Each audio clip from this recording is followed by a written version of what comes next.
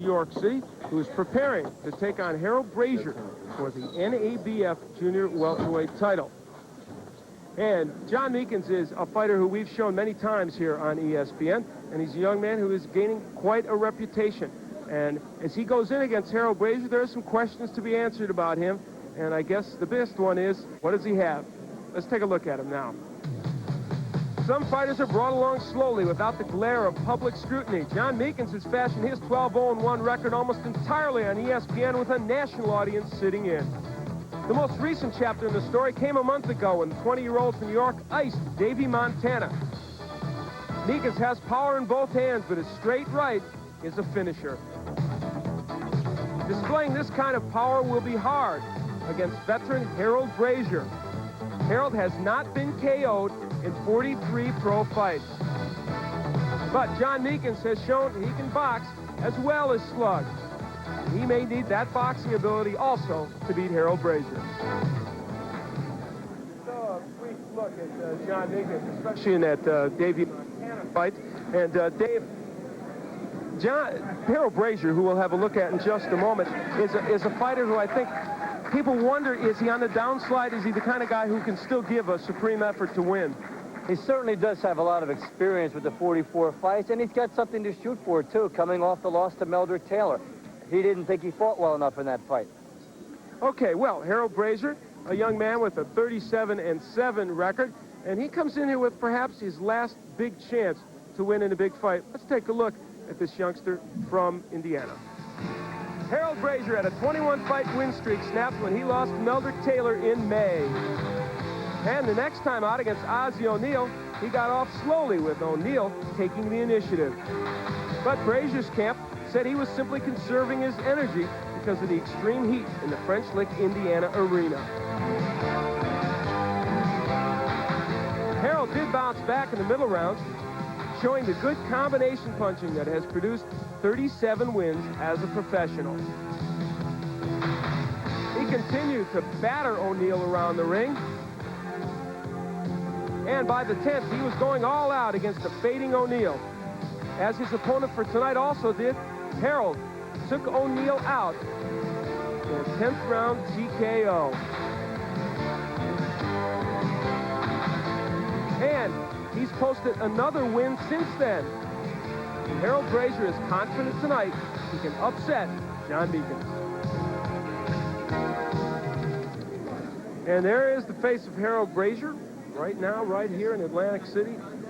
It's a major step for him, but big step for that young man too. John Meekins facing probably his best opponent. Well, we're all set to go. Michael Buffer's in the center of the ring. Let's go to him now. Ladies and gentlemen, this next bout, with the approval of the New Jersey State Athletic Control Board, is governed by the rules and regulations of the North American Boxing Federation. Representing the NABF at ringside is Cora Masters-Wilds. The three judges for this bout are Eva Shane, Rocky Castellani, and Tom Briscoe.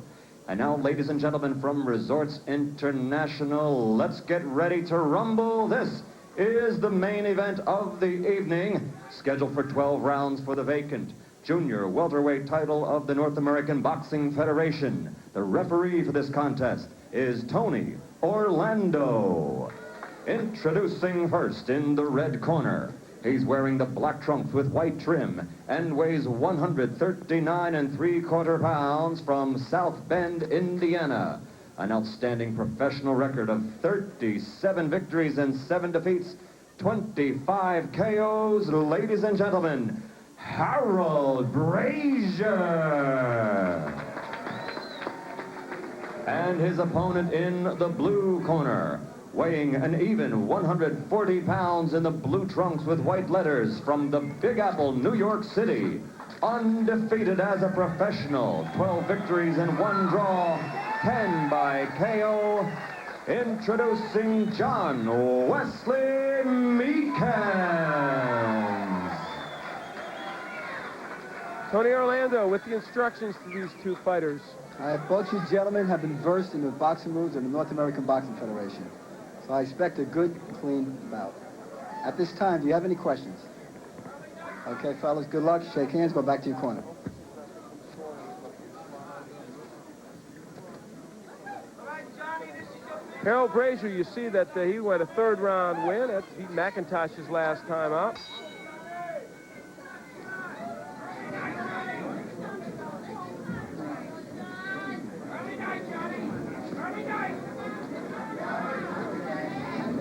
Well, we've got what could be a battle of counterpunchers here. As Meekins, his last fight, that quick shot against Davey Montana, he likes to wait.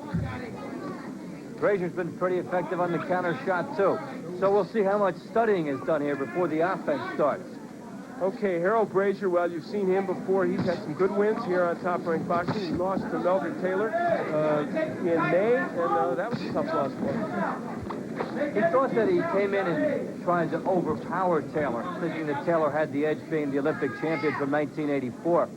And he didn't think that he stayed with his fight plan. So this is his chance for redemption going against Meekins tonight. And even though Meekins is not an Olympic champion, he was an alternate on our 1984 Olympic team. He's a fighter with such a big reputation that in a way Harold's in a similar position. Step back clean. And we saw the Meekins counter early over a jab that Braizer missed. The Meekins right just barely missed. The Meekins camp said that Braizer is just so confident about this fight that he really, really is very confident he can beat Meekins. That's because after he looked at the Taylor fight, he figured all the fault was his, and it was more of a reflection on what he didn't do. That is what he figures to improve on tonight, and that is what he figures will make the difference. Of course, the speed and quickness of Melder Taylor was a key factor there also. And he's facing the same thing tonight. Yeah, although Meekins may not be as quick, he's probably certainly more powerful than Melder Taylor. Meekins slips.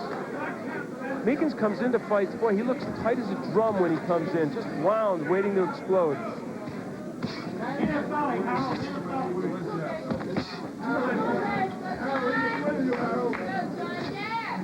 Minute left to go here, round one.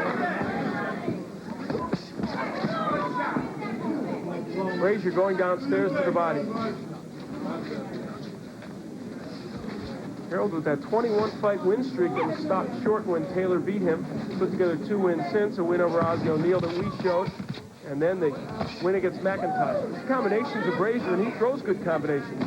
Well, he's established one thing in this round, and that is he is willing to trade if the action gets inside. Counter right by Meekins. The power of John Meekins. Oh, they trade right hands. You're right. Harold Braizer apparently not afraid to trade with Meekins.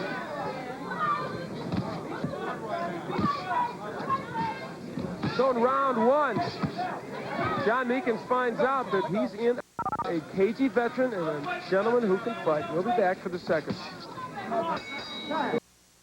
Welcome to Dean Lee Honda. Round two in our main event. Between John Meekins and Harold Braizer for the NABF Junior Welterweight title. They're getting at it early. And in this bout, we should remind you that the scoring will be a little different. It will be a 10-point must scoring system with the winner getting 10 points, loser 9 or less. A system New Jersey will be going through shortly. And Dave, based upon that, what do you see in your, oh, wait a second. Before we get to that, a cut on the head of Harold Braizer. They're both mad. He's mad. Meekins is mad. This is exactly what happened when Meekins fought Quiroz, and it may have come from the same thing, a clash of heads. Both fighters jutting forward, and now it's a nasty tight bleeding. They may have to stop this. And it may end up being exactly what Meekins had with Quiroz, a technical draw, which is what it would be if it's an accidental clash of heads.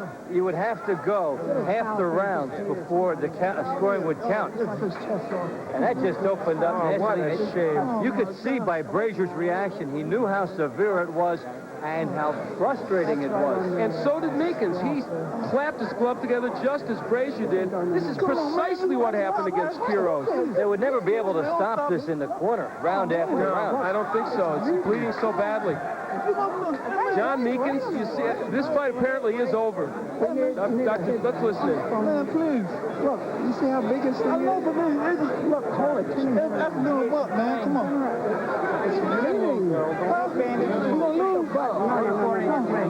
Oh, my gosh, man. Wait. Harold Braizer, you can see him bleeding for this fight to continue.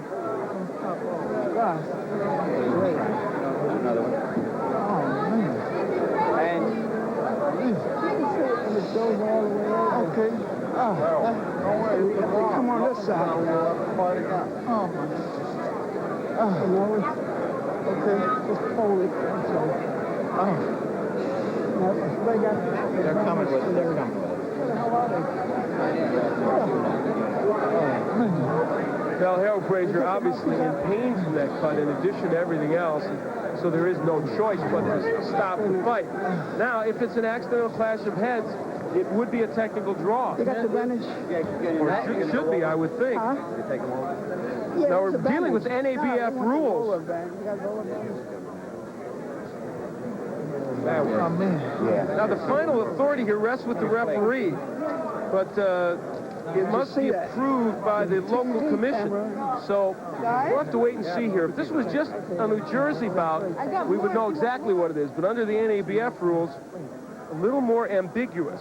The key is that the referee has to make the final determination that it was a clash of heads. Cora Wild is the NABF representative who is here, and she may be looking into this situation, and we may even get a chance to talk to her later, depending on this what they decide here. And you can see that cut must have been a real bad one because they are bandaging Harold Braizer's head. Let's take a look where we believe this cut happened. You may not see it actually happen, but you'll see the result. They're both coming forward here. Yep. There's your head movement. And Meekins kind of pulled him in. It was not deliberate to make his head. Yeah, that's the place. It was certainly not a deliberate move on the part of John Meekins. And we'll take another look at it.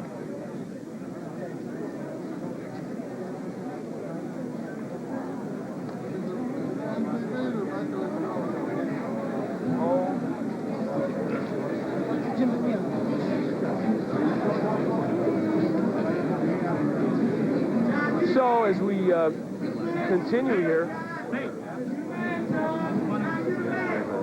Come on over here. You got his robe? Harold Braizer being led away. He is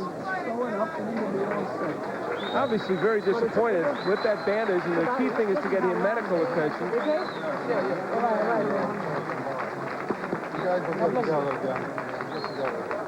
And we will stick around. Michael Buffer's in the center of the ring, and he will tell us officially what's going on here. Let's go to Mike.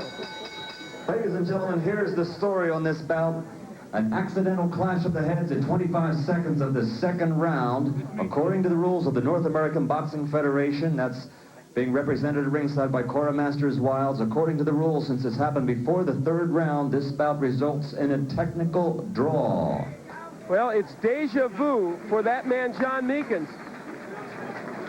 He puts up the signal one. I tell you, this happened to him against Martin Quiros on Top Rank Boxing. It's happened again with Harold Braizer. A freakish type thing. Now, he is the type of fighter who likes to bob his head a lot to avoid punches, and this is the type of thing that can happen. He is also the type of fighter who comes forward a lot. And in that instance, while I'm not blaming him for doing it on purpose, he did pull Harold Braizer into him. So I'm sure it was not intentional, nor did he intend on butting him. And for Harold Braizer, this young man took 2 weeks off his regular job as a body parts worker. He trained diligently for this match, really wanted to put on a good show, and it's a shame for him, a shame for John Meekins, and of course all of us upset at this turn of events, but what can you do? Well, we'll be back to talk about this a little bit with some of the participants. Stay with us.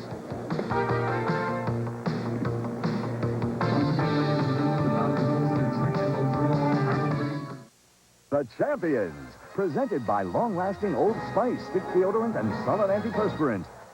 Everybody wants to be a champion, and I managed to outpoint one of the greatest punchers in the featherweight division, Chucky Wright. You win a fight, and then you want to be a champion of the world. This was my greatest. This was to be my greatest achievement, and I got very fortunate with the Lord's help, and my manager. I won the title, my 56th fight, the greatest night of my life. Once guys try the 24-hour... We're back in the ring with both of these men. Harold Braizer, even though despite the cut, gracious enough to stay here, and we hope you can go get some attention after this. Clearly, it was a clash of heads that created the problem. And Harold, I know you must be disappointed at this point, as is John, because he couldn't continue, but it's a tough break. Well, it is, but first of all, I'd like to thank my Lord and Savior Jesus Christ for bringing me this far. So it was a tough break, and I would like the opportunity to do it again. You know, we're ready. You know, as soon as the seal up, to get right back at the title shot. John, were you aware of what happened, exactly when it happened? No. First of all, giving honor to my Lord and Savior Jesus Christ.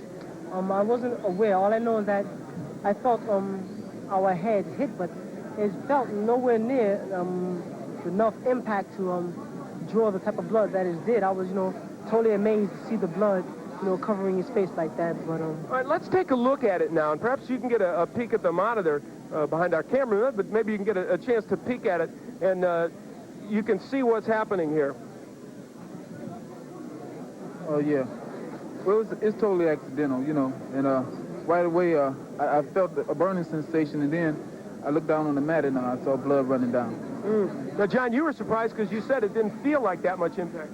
No, see, it was just, I knew what type of fighter he was. He was a very good fighter, and when he was coming in, I was just making sure that he didn't have any range, so that's why it appeared to be like I was, bringing him toward me, but I was just trying to take him off balance to neutralize any attack that he had coming under. John, pretty frustrating to have this happen twice to you now? Well, it's not frustrating because I know that I'm in good shape. I'm getting right back in the gym.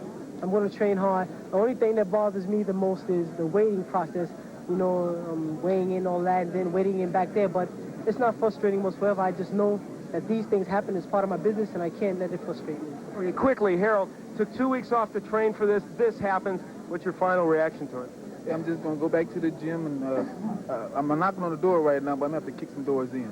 Okay, well, hope you guys in the future can have fights with a little better results, at least more something they would enjoy better. All right, well, we will continue with Top Rank Boxing, and we'll be back with more action in just a moment.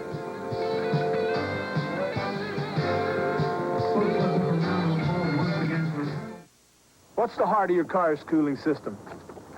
It's not the radiator. Nope.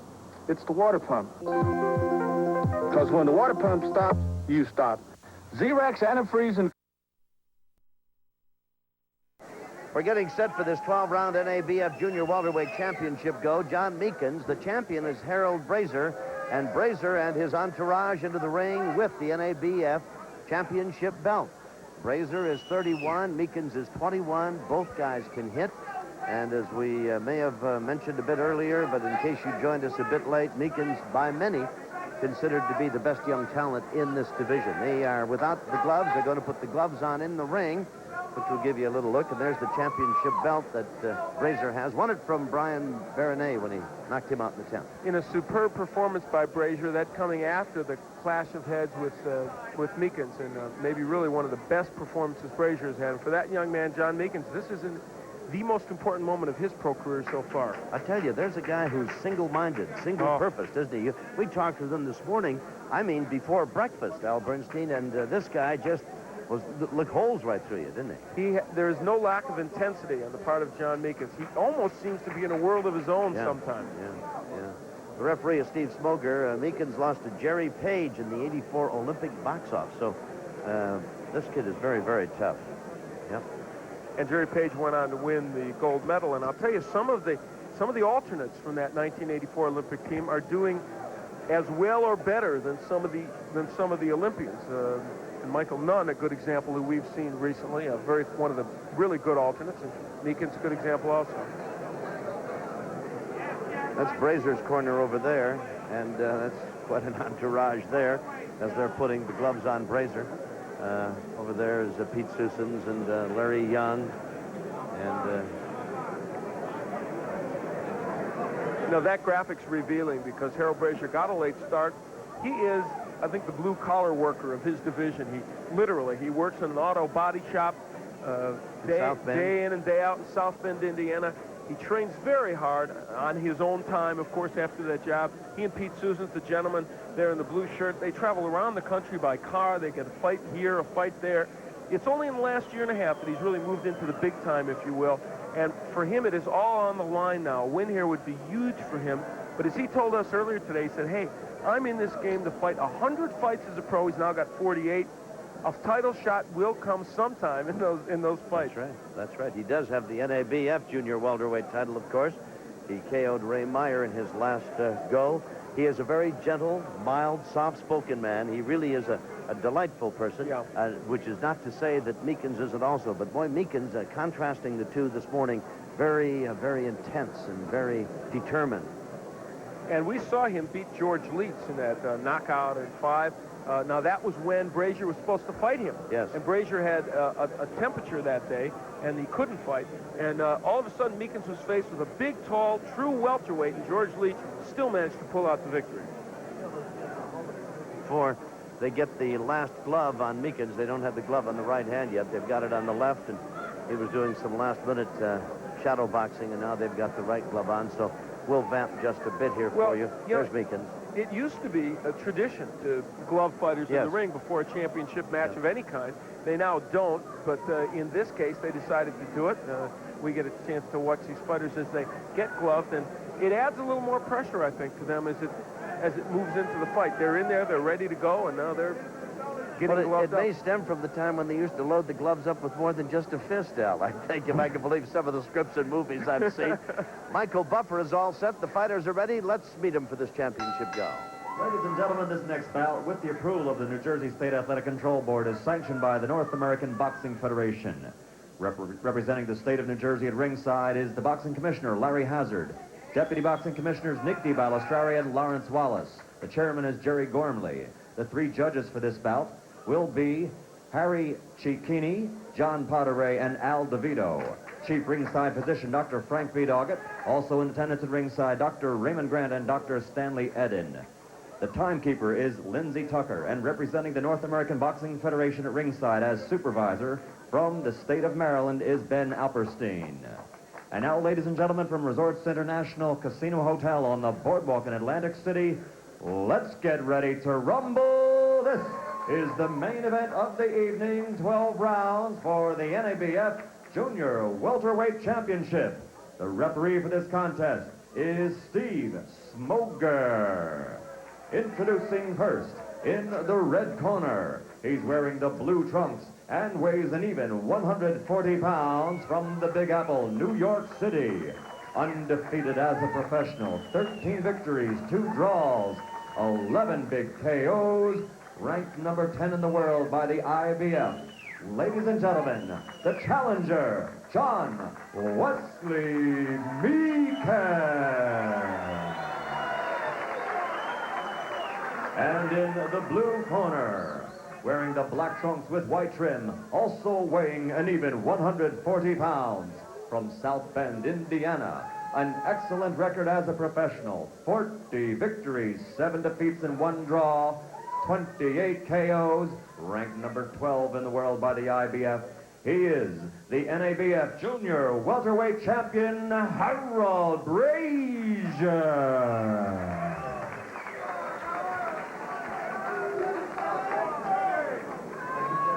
And there you see, as we look over the rules, 10-point must scoring. 3 judges will score. The referee does not score.